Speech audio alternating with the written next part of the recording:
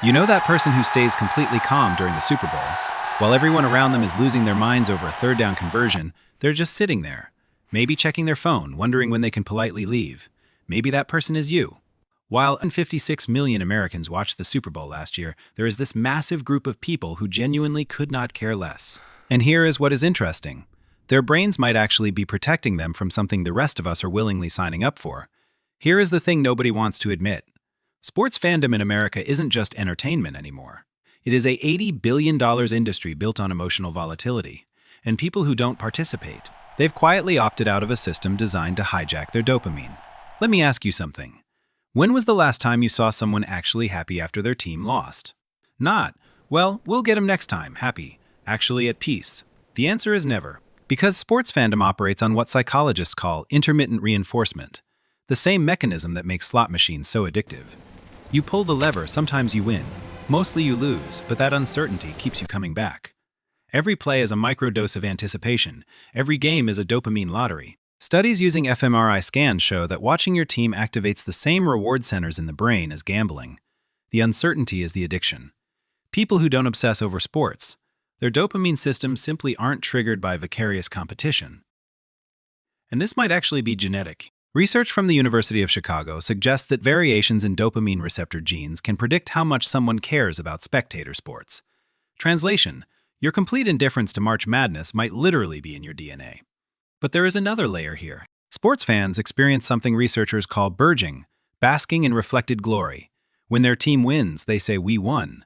When their team loses, notice how it becomes, "They lost." It is psychological distancing.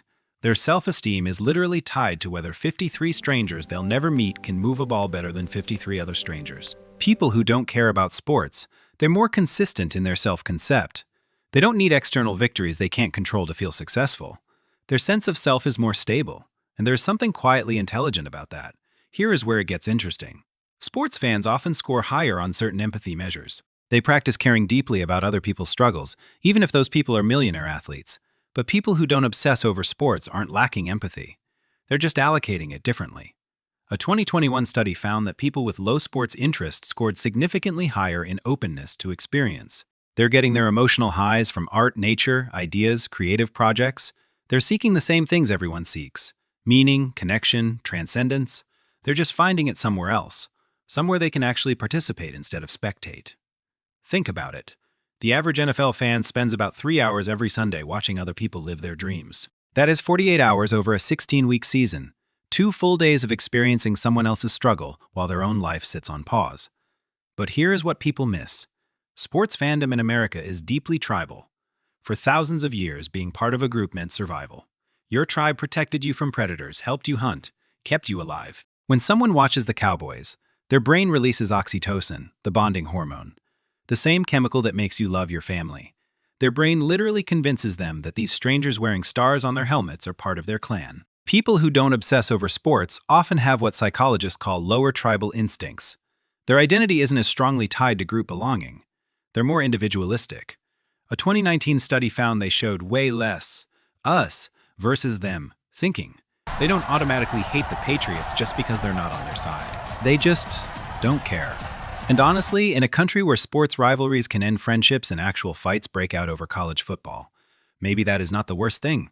Here is the part that explains why sports fans and non-sports fans sometimes can't understand each other at all. It comes down to how you experience meaning. Sports fans find meaning in narrative, the underdog story, the dynasty, the rivalry.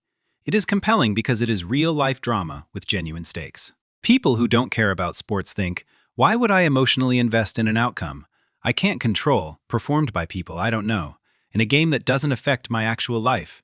They're not wrong. Neither are sports fans. It is just 2 completely different approaches to the human need for story. Psychologist Mihaly Csikszentmihalyi, who studied flow states, those moments of complete absorption, found that they can be achieved through countless activities. For some, it is watching the NBA Finals. For others, it is literally anything else. And here is what researchers found. People who don't obsess over sports often report feeling more present in their own lives. They're not spending Sunday through Thursday emotionally recovering from what happened on the field. They're engaged in their own game. So here is what I want you to think about.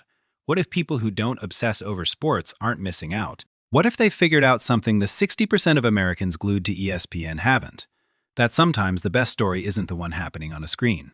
It is the one you are living, that not caring about whether the Yankees make the playoffs isn't apathy. It is clarity. Your indifference to sports isn't a personality flaw. It is a choice. It is your brain saying, I am not giving my emotional energy to things I can't control. I am not outsourcing my joy to strangers. I am playing my own game. Drop a comment and tell me. Are you the person who genuinely doesn't care? Or are you the one trying to explain why everyone else should care? And if this resonated with you, hit like and subscribe, because we dive deep into psychology that actually explains how your mind works. See you next time.